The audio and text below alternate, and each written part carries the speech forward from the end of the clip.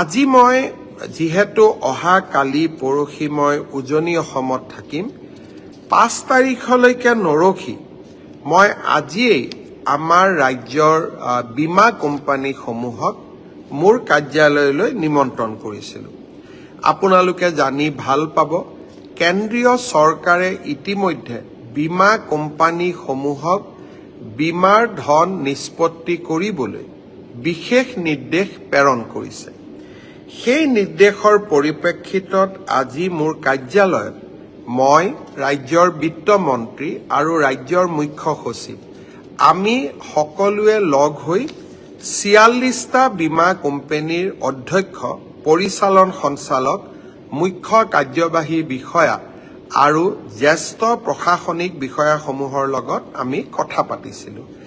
ইয়াত জীৱন বীমাও আছে, স্বাস্থ্য বীমাও আছে, মটৰ বীমাও আছে, সম্পত্তি বীমাও আছে, ব্যৱসায়িক আৰু বাণিজ্যিক বীমাৰ সৈতে জড়িত প্ৰতিষ্ঠানসমূহো আছে। এতিয়া আমি কি সিদ্ধান্ত গ্ৰহণ কৰিলোঁ? বীমাৰ আঁচনিসমূহ যাতে বা বীমাৰ ক্লেইমসমূহ ইঞ্চুৰেঞ্চ ক্লেইমসমূহ যাতে তৎকালীনভাৱে নিষ্পত্তি কৰিব পাৰে, সেইবাবে সকলো বীমা কোম্পানীয়ে একোগৰাকী নডেল বিষয়া আৰু জিলা বিষয়া শিৱসাগৰ, চৰাইদেউ, যোৰহাট আৰু গোলাঘাট জিলাত নিযুক্তি কৰিব।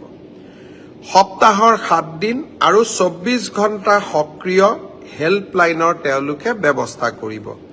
তেওঁলোকে বিশেষ হেল্প ডেস্ক স্থাপন কৰিব আৰু অগ্ৰাধিকাৰ ভিত্তিত শিৱসাগৰ, চৰাইদেউ, যোৰহাট, গোলাঘাট জিলাৰ ৰাইজৰ বান আক্ৰান্ত ৰাজ্যৰ বীমাসমূহ নিষ্পত্তি কৰিবৰ বাবে তেওঁলোকে প্ৰচেষ্টা কৰিব আৰু য'ত প্ৰয়োজন হয় ফাইনেল ক্লেইম নোহোৱালৈকে, ফাইনেল ক্লেইমৰ সিদ্ধান্ত নোহোৱালৈকে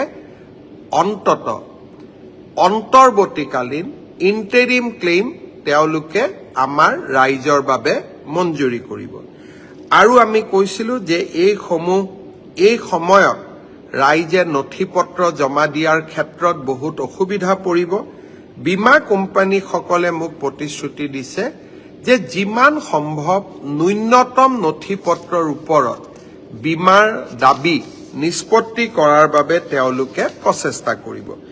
ইয়াৰ উপৰিও আজি তেওঁলোকে মোক স্পষ্টভাৱে জনাইছে যে তেওঁলোকে এখন চিম্পল ফৰ্ম ব্যৱহাৰ কৰিব, প্ৰয়োজন হ'লে ভিডিঅ'ৰ যোগেদি তেওঁলোকে জৰীপ কৰিব আৰু মটৰ, গৃহ, দোকানদাৰ, বাণিজ্যিক সম্পত্তি, পশুধন আৰু ব্যক্তিগত দুৰ্ঘটনা বীমাৰ দাবীসমূহ অগ্ৰাধিকাৰ ভিত্তিত নিষ্পত্তি কৰিব।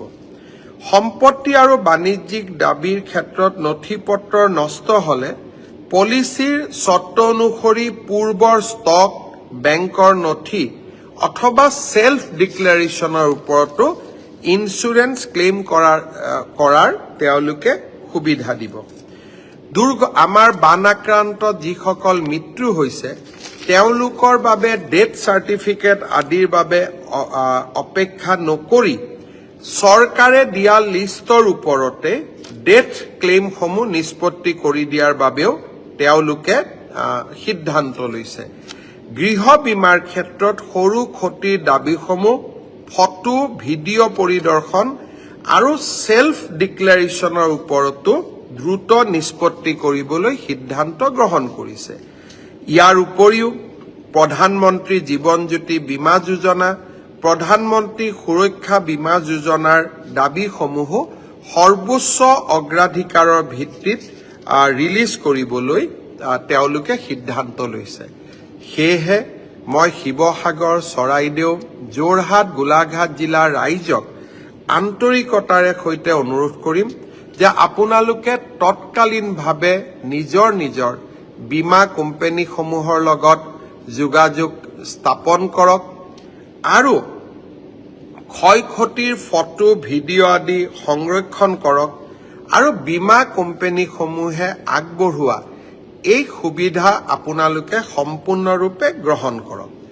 ভাৰত চৰকাৰ, কেন্দ্ৰীয় চৰকাৰ আৰু ৰাজ্য চৰকাৰে বীমা কোম্পানীসমূহৰ লগত নিৰবিচ্ছিন্ন সম্পৰ্ক ৰক্ষা কৰি চলিব, যাতে আমি বীমাৰ সম্পূৰ্ণ সুবিধা আপোনালোকক দিব পাৰোঁ।